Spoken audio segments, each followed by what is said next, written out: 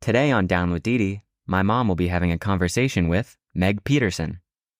Maggie Pie, how are you today?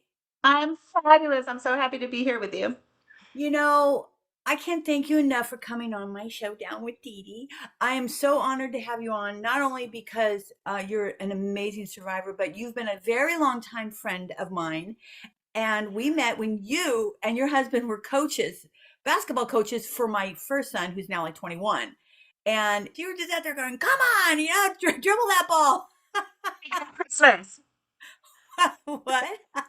So we take no prisoners. Yeah, and then you gave my son like the homework of like 100 free shots. And I think it was something like no shack over here or something. I can't remember, but I was out there in my skirt in this cul-de-sac helping him do 100 free shots. Let me tell you, that actually made a big difference. So Maggie, I'm having you on today because not only you're such a special friend, and we've gone through a lot if you think about it, but you in particular are one of the most amazing women and have an incredible story of survival that I think, ever heard of in my own personal life. And I've been in rehab, so I've heard some pretty jacked up stories. Listen, rehab, you want to hear some stories? They've done it all. But then I'm like, really? Have you heard my friend Meg's story about beating cancer? How many times have you beat now? 4 times. Four. So Four let's times. let's get this right. So you got it once, and you said, Mm-hmm. not today, Felicia." Mm-hmm. Then you beat it again, and Mm-hmm. you said, Mm-hmm. and then it came back a third time, and you just had her fingers going up right now. If you're driving in the car, her fingers going, and then it came back a fourth time. How did you? She's got her hands in front of her face going, I love when I heard that. I think I was doing Big Sky, and you said, "Oh, it came back again, and we're just going another round." How did you? How does one even begin to tell the story about how you got through that? I mean, because we have in rehab, we call it relapse, which can kill you at any time, and that's what Well, happened. it's Yeah, it's definitely hard and challenging. The first time I had thyroid cancer twice. Um, so the first time, you ever hear the C word, it's terrifying. But I have too many people that rely on me and need me, and I have, too many things that I need to do yet in my life. And so I was just gonna, give it all I could. So then it came back a second time and had to go through the motions, and you feel like you get kicked in the teeth. Um, but I forge ahead. And then the third one was a very rare skin cancer. I had dermatofibrosarcoma protuberans. It's like 1 in a million people get it. Jesus. And so they like dug out, half my flesh. And so I was like, okay, we're good for a long time. And then 2 years ago, during the pandemic, I found a lump. So I'm Hmm. a huge advocate for, doing your at-home exams because I found my lump. I had never had a mammogram before. And I was told, oh, at 50, get a mammogram. And I was like 47, I think.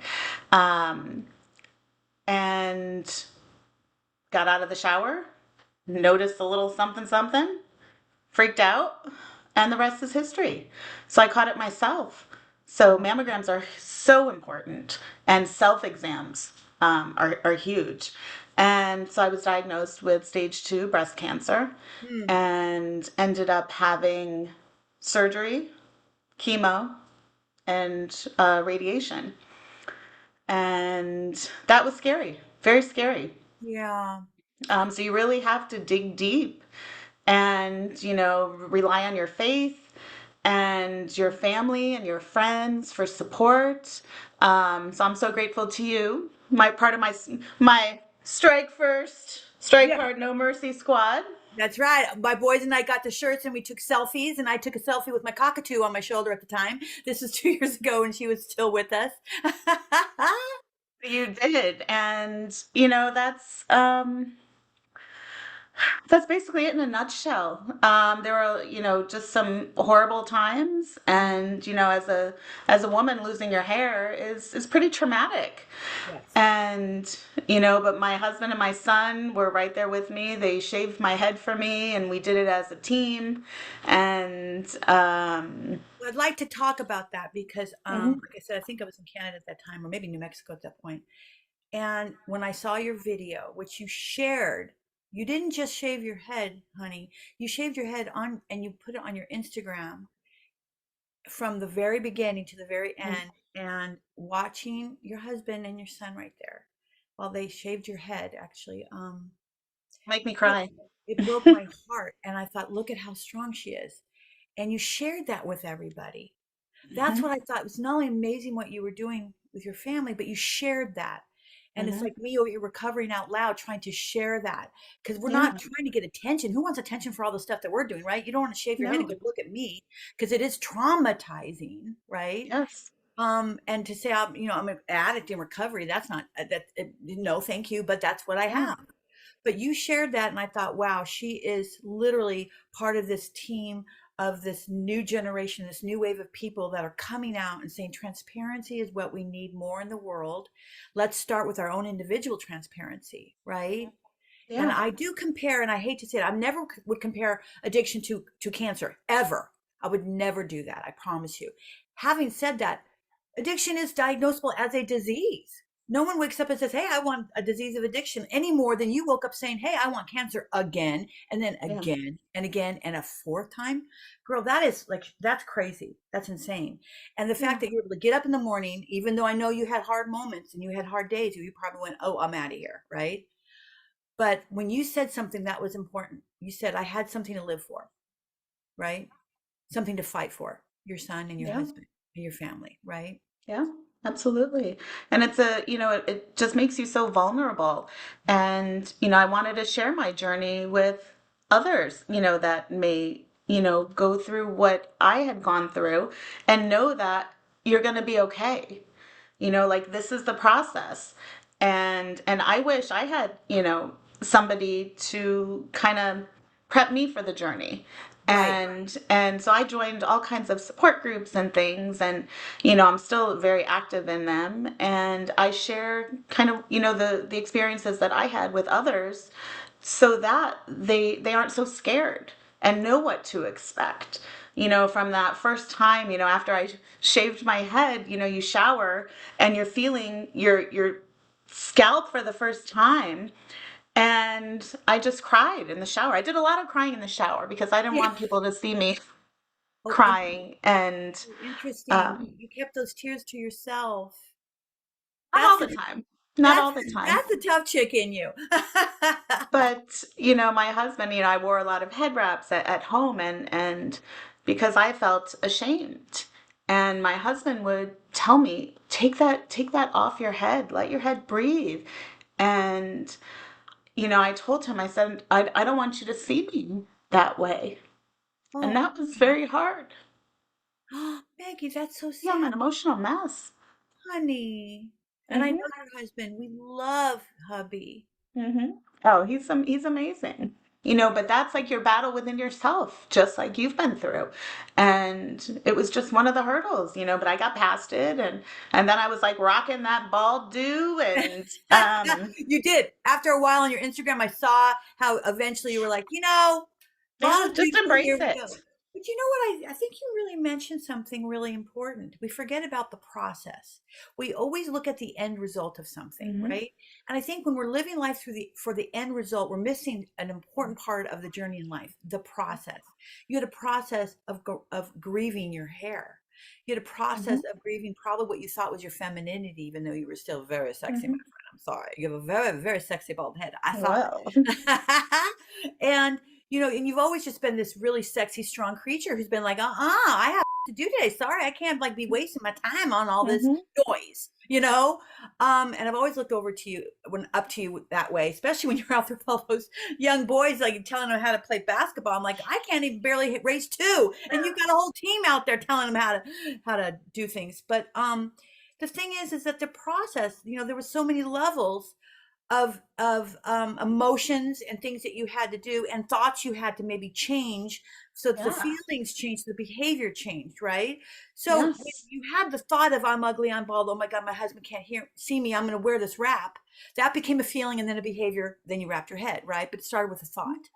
Yes. So eventually you had to kind of change that, but that didn't happen overnight. And I'm wondering if we're also saying to people, this is how recovery is. Just because you stop drinking or using your DOC, your drug of choice, doesn't mean all of a sudden life just goes, woo.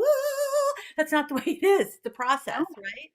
Yeah. So you had to discover where you are now and where you were able to get to not wear that head wrap. That took time Yeah. and And just forgiveness. the fear of, um, cancer and, I could die, and it's, you're battling your mortality. Yes. And, it's really a mind trip. It really is, the highs and the lows and the in-betweens. And, um, trying to just be strong for yourself and for your family and friends. And I'm just so fortunate for my support group. You all got me through it. You really did. That's right. Well, actually, it was Pandy, my cockatoo. She Hmm. sent you some major cockatoo energy. And let me tell you, that little bird had a lot of sass, a lot of energy. And I know because I was on the other side of many of her bites. She's powerful. God bless her little. Hmm. Now, you mentioned something else about like I've always talked about like some people. I was talking to my sister actually yesterday on I interviewed my sister for the show, and Shell, and we were talking about finding one's passion, and that leads you to your purpose, right? So I think sometimes when you're handed a diagnosis such as cancer, or you realize that day, oh shit, I have a huge problem, and I can't fix it alone, called addiction. I need help. So in that moment, you either, if you don't already have spirituality or you don't already have a religion to fall back on, I think in the process, what also happens to some people, they discover that along the way, or they rejuvenate the old one they had, or they find a new one, right? Maybe they had a bad issue with their religion and they're like, I ain't going there asking the guy upstairs for help.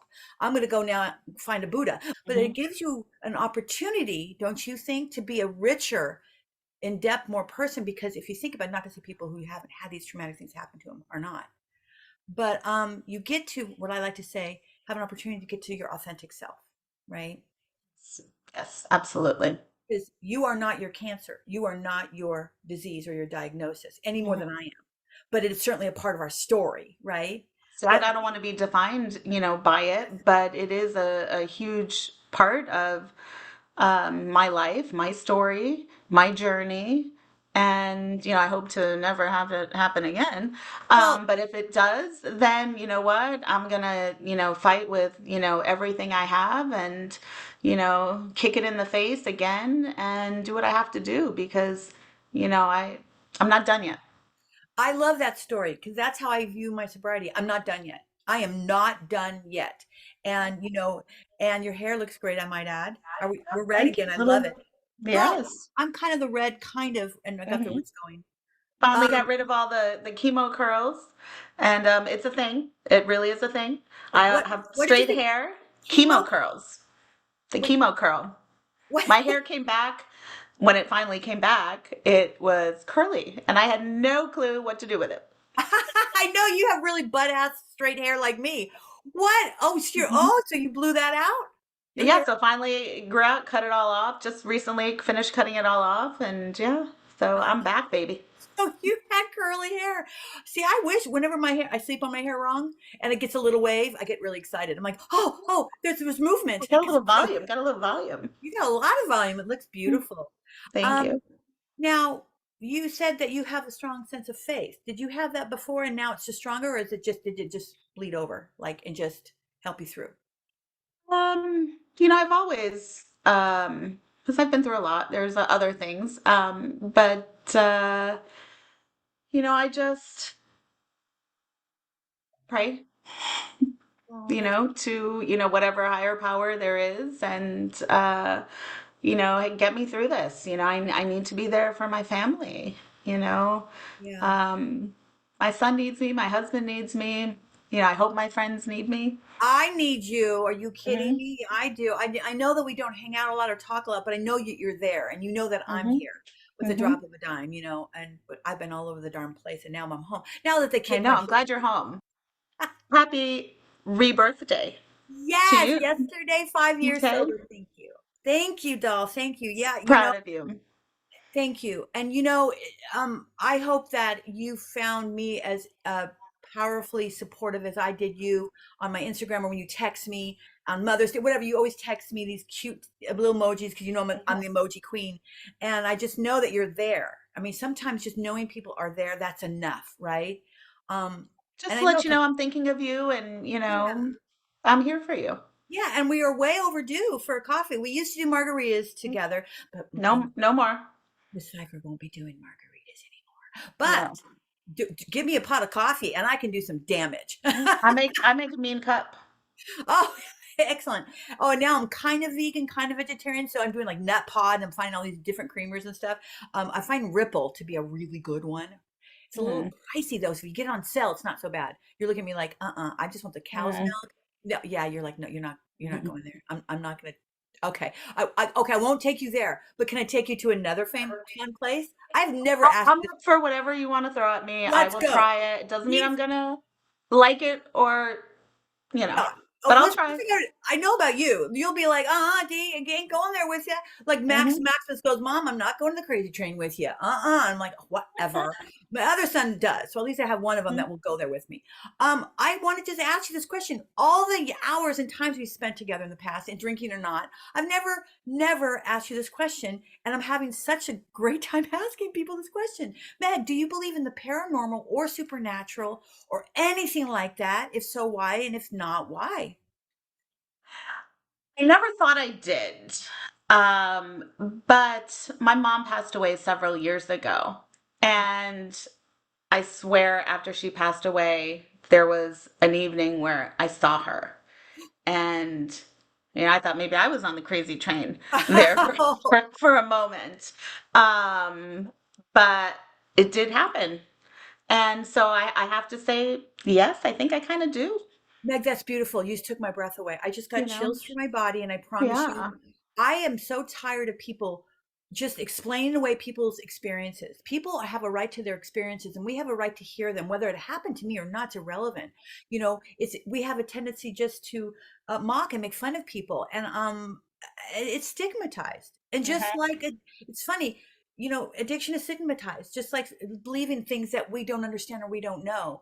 But Yeah. I'm sure that was your mom. And I bet it is because if you're as powerful as you are, mom must have been even more powerful because she made you. So Oh, she, she was badass. so she crossed over and said, Meg, I'm here. Hmm. Right? Yeah. How did you feel when you saw her? It kind of took my breath away, and I wasn't sure. I mean, it was very quick, and and then I was like, did I just like make that up in my mind, or did it really happen? You kind of doubt yourself, but I vividly remember it.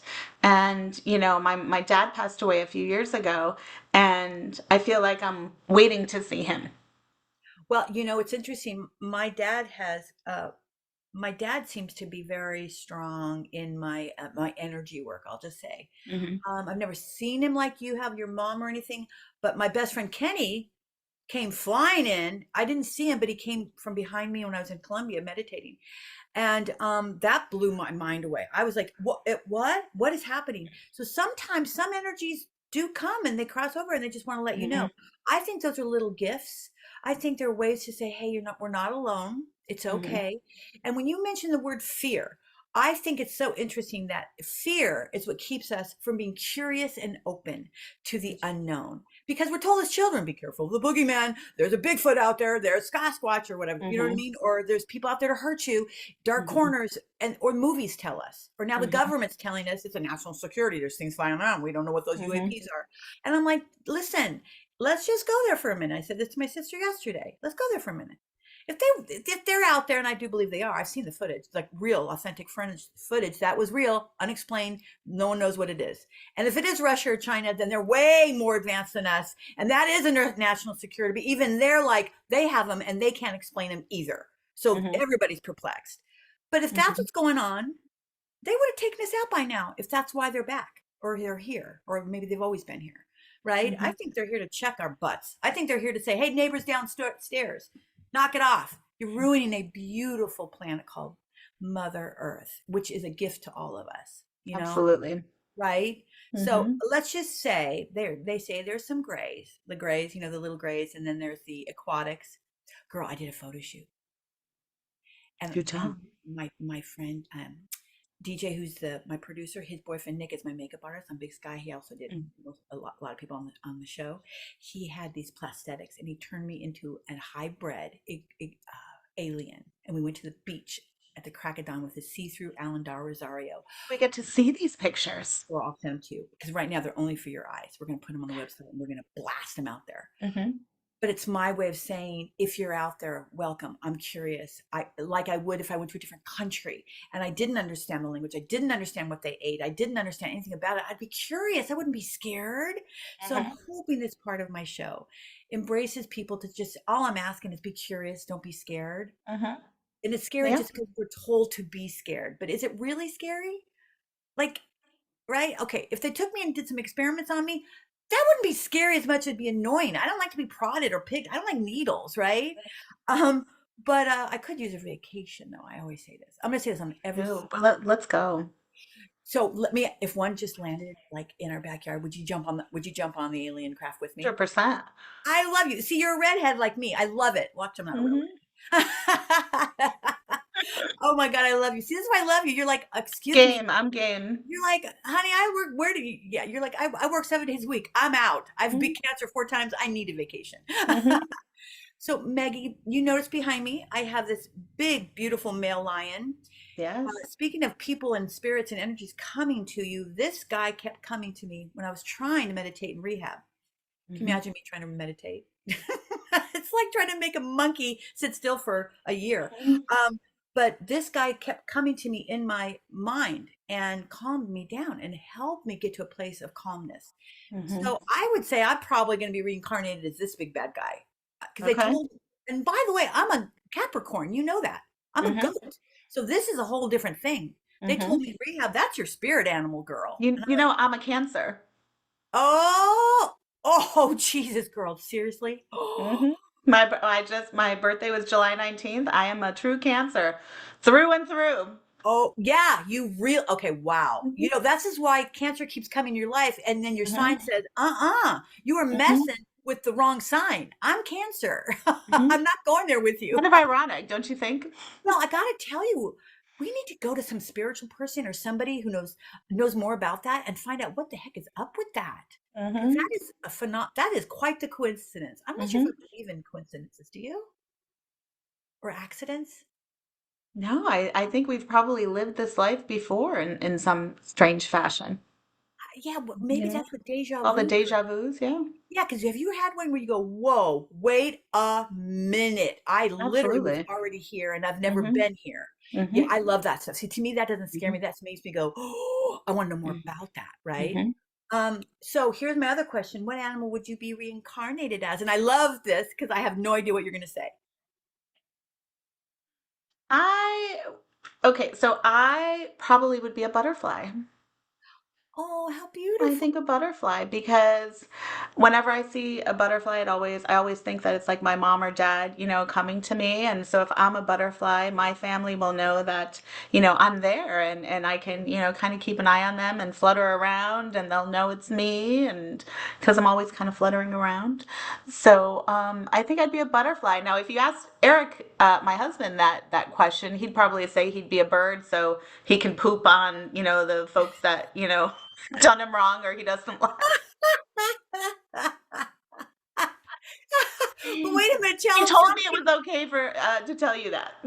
I I love Eric. Hmm. I'm surprised he's not in the background with your puppy, your dog. No. Oh, can we just Yeah. talk real quick about your dog? Because I love this story. I Oh, absolutely he's love this story. he's here taking it easy with me right there. Olaf. Oh, hi, baby. Olaf. Well, let's describe him. He is lying down like So a little lazy boo-boo that he is. He's white, gorgeous. he is a South Korean Jindo. And he was rescued from a slaughterhouse in South Korea when he was maybe about 4 or 5 months old. He was next up to be killed, and the rescuers came in and rescued him and brought him to their shelter, which isn't great. My previous dog Marley had passed away, and this was during the pandemic, the beginning of the pandemic. And we're all home hunkered down, and we're just such animal lovers, and we've always had an animal, whether it's a cat, a dog, what have you. And I stumbled upon this amazing rescue organization called the Dove Project, and there was Olaf. And as a family, we were like, oh, what do we want? Do we want a, German Shepherd, that's going to guard the house and whatever. And I really left it up to my son, Kyle, to decide. We had our choices, and he kept coming back to Olaf, and then he made the final decision. He says Olaf is the one. So Olaf flew cargo, because it was the pandemic. They didn't have flight volunteers, all the way from South Korea.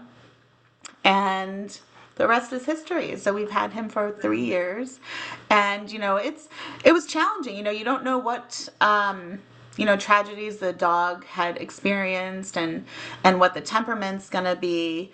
And the poor little thing was just so afraid of everything. He still has some issues. He's come a long way. Yeah. But we were just drawn to him from the get-go, and we're big on rescues, and yeah.